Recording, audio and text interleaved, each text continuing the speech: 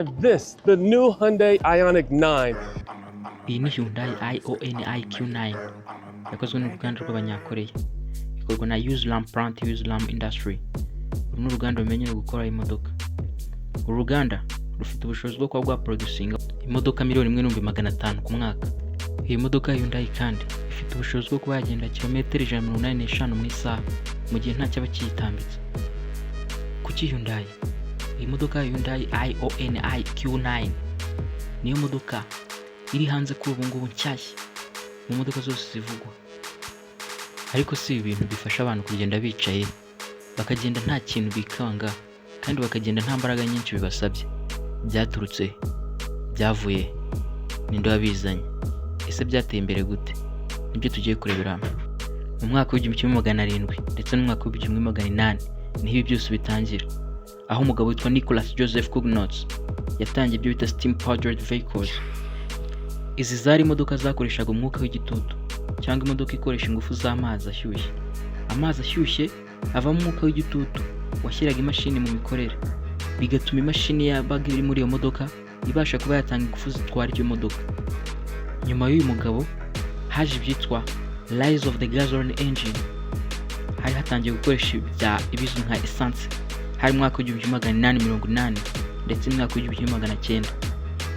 Iyitwa Carroll Benz's patent motor wagon ni ifatwa nk'imodoka ya mbere yakozwe iteye neza nk'izo tubona ubu ngubu. Iyi modoka yari ifite ubushobozi bwo kuba yakoresha essence cyangwa se izindi ngufu zikomoka ku bikomoka muri essence.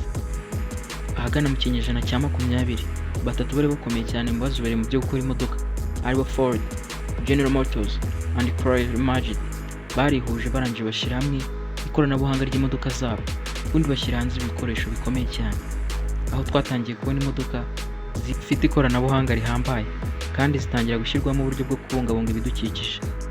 Ibi by'ikoranabuhanga mu modoka byabaye hagati y'1960 n'1970, niho umusekuruza w'ikoranabuhanga rigezweho mu modoka yaturutse. Nubwo dutangira twabwiye ko Hyundai IONI Q9 igura $55,000, si ihenze ku isi, kuko imodoka yihariye agahigo ko kuba yarahenze ni imodoka yiswe Mercedes-Benz 300 SLR 1955, yaguzwe amadolari arenga $142,000,000. Gusa ingi byari muri cyamunara. Ese urabyumva ute? Imodoka ihenze kwe na kageni. Hanyuma se nibiki byagutangaje muri izi modoka twavuze?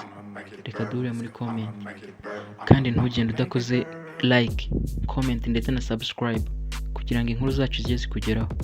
Ndabakunda cyane.